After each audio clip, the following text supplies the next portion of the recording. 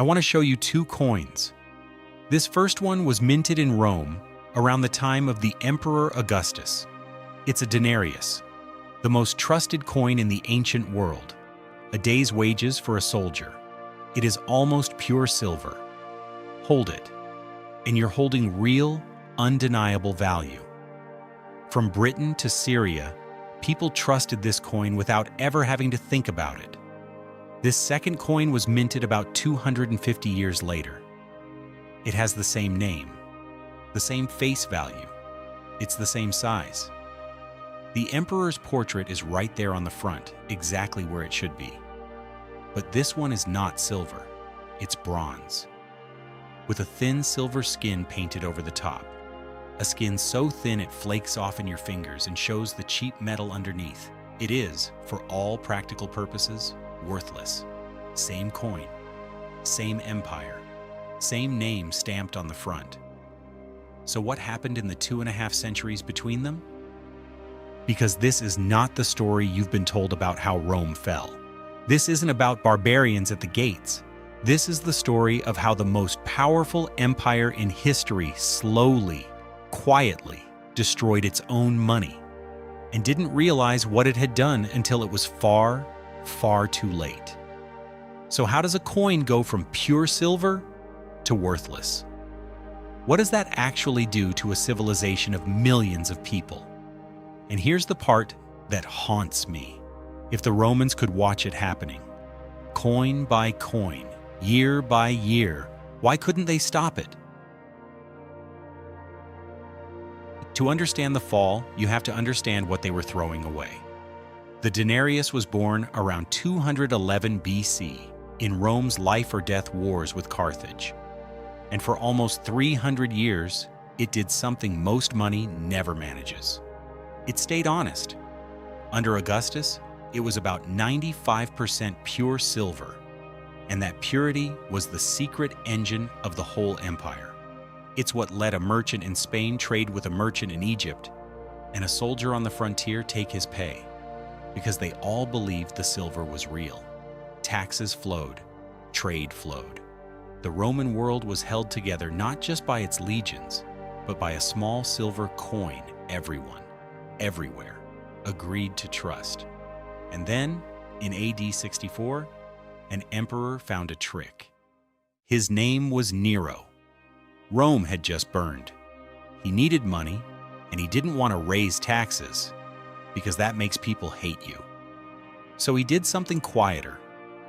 He called in the silver coins, melted them down, and reminted them slightly smaller, with a little less silver and a little cheap metal mixed in. And the new coin looked exactly the same. Same shine, same emperor's face, same number stamped on it. You'd never know. You'd spend it for full value, because everyone still believed it was worth full value, and Nero pocketed the difference. It worked. Nobody rioted, nobody noticed. The sky did not fall, and that right there is the trap. Once an emperor learns he can conjure money out of nothing just by shaving the silver thinner, how does he ever stop? Every emperor who came after now had the tool, and every one of them would reach for it. The slide was slow at first, and that slowness is the tragedy of it. This didn't happen in a single greedy reign. It happened over generations, each emperor shaving a little more. None of them the villain who broke it. Decades later, the philosopher emperor Marcus Aurelius, paying for plague and endless war, quietly dropped the silver to around 75%. Then came Septimius Severus, who cut it further still.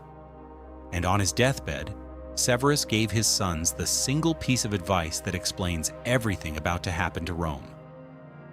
Enrich the soldiers, he told them, and scorn everyone else.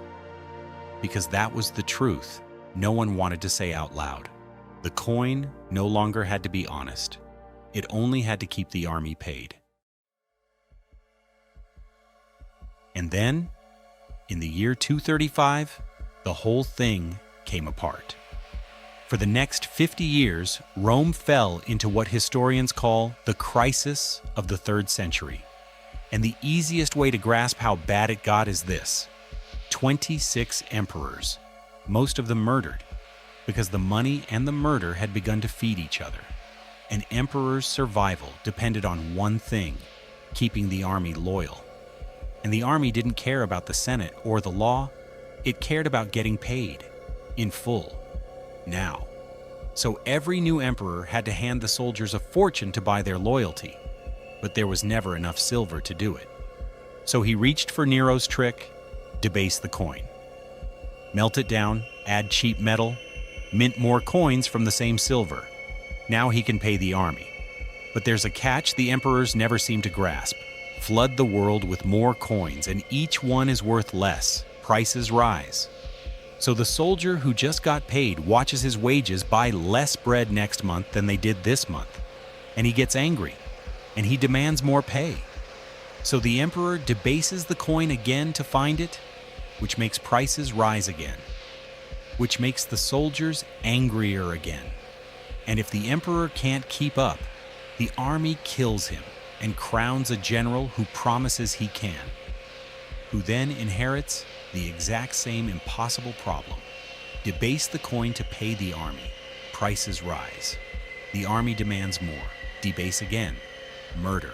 Repeat. The coin and the throne were dying together, each one dragging the other down. And the silver just vanished. 95% under Augustus. By the reign of Claudius II, that proud denarius had become a bronze coin with a silver wash, worth perhaps 2%. In places, less than 1. Silver in name only. Now, here's where the honest version splits from the popular one. The debasement did not by itself swing a sword or burn a city. Rome, in these years, was also being hit by plague, by civil war, by invasion on every frontier at once. Money alone didn't kill Rome, but money did something quieter, and in a way, deadlier. It killed trust. And here's the thing about trust.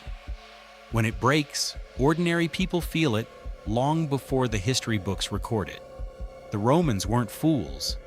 They could see the new coins were garbage. So they did the most human thing imaginable. They took their good old silver, the real coins, from the honest years, and they buried it in the ground, in the walls of their houses, hoarding the good, spending the trash. Think about what that actually was. While the emperors were still stamping confident faces onto worthless metal, ordinary people out in the provinces were holding a quiet referendum on Roman money and voting no. Not with a riot, with a shovel, in the dark, where no one could arrest them for it. They'd read the coin more honestly than the men minting it, and reached their verdict decades before any historian would date the fall. That's why, 2,000 years later, we keep digging up Roman coin hoards all over Europe. Everyone is a sealed verdict, a family's savings, hidden against a disaster they could feel coming, buried by people who very often never lived to come back for it. That's what a dying currency really looks like. Not a battle. 1 million people quietly burying their money in the dark, and not telling the emperor. By the year 284, an iron-willed soldier named Diocletian seized the throne and did what 26 emperors before him couldn't. He stopped the chaos. Then he turned to face the inflation still eating the empire alive, and he decided he was going to win. In the year 301, he issued one of the most extraordinary laws in human history, the Edict on Maximum Prices. It set a legal maximum price for over 1,000 different things across the entire empire. A pound of beef, a measure of wheat, a day's wage for a painter, a teacher, a stonemason, even the price of a lion. And the penalty for charging more than the legal price? Death. Diocletian was certain he was right. In the edict, he raged against the merchants. Greed, he called it. Speculators and profiteers bleeding the people dry. and he'd protect the common Roman if he had to execute every last one of them. There was just one problem. The merchants weren't the disease. They were the symptom. Prices weren't rising because traders were greedy. They were rising because the emperors, Diocletian's own predecessors, had spent 2 centuries destroying the value of the money at the mint. You cannot fix that with a death sentence. So here's what actually happened. A merchant whose costs ran higher than the legal price had 2 choices: sell at a loss and ruin himself, or break the law and risk execution. So he chose a third. He stopped selling. He pulled his goods off the shelves and sold them in secret, at the real price. The shelves went bare, shortages spread. The black market boomed. The law meant to save the economy strangled it instead. And before long, it was quietly abandoned. The most powerful man in the world had made inflation a crime, punishable by death, and inflation won. So here we are, 2 centuries of debasement, a worthless coin, a failed war on prices. It would be easy to end the story here, to say the Romans were trapped, that this was simply Rome's fate, that the money had to die. Except that's not true, and we know it isn't, because the very same empire, in the very same era, proved it. Around the same time, Diocletian and then the Emperor Constantine did something they could have done all along. They minted a brand new coin, a gold coin called the solidus. And this time they made it honest, about 4.5 grams of nearly pure gold. And then they did the one thing no emperor had been willing to do for 200 years. They kept it honest. They held the weight. They held the purity. Emperor after emperor, they refused to debase it. And the result is staggering. The solidus became the most trusted coin in human history, accepted everywhere from Britain to India because everyone knew it was exactly what it claimed to be. They called it the dollar of the ancient world, and it held its value for over 700 years. It outlived the city of Rome itself. So sit with what that means. They always could have stopped. The denarius didn't have to die. There was no curse, no trap, no inevitable fate. Honest money was a choice the whole time. And for 200 years, one emperor after another, each caught in his own crisis with his own army to pay, chose not to make it. And in the end, that choice split the empire in 2. The western half, its silver economy hollowed out, its people no longer trusting the coins, its government reduced to collecting taxes in grain and goods because its own money had become a joke, fragmented and fell in the year 476. But the eastern half, anchored by that rock-solid gold solidus, its money still trusted, didn't fall. It survived for another 1,000 years. The Rome that kept its promise lived. The Rome that broke it died. So here is the question I want to leave you with. The Romans believed their coin was worth what the emperor stamped on it. They believed it right up until the moment they didn't. And when that belief finally broke, it broke all at once and took an empire down with it. But think about what money actually is. The coin in a Roman's hand, the paper in your wallet, the number on your bank screen tonight.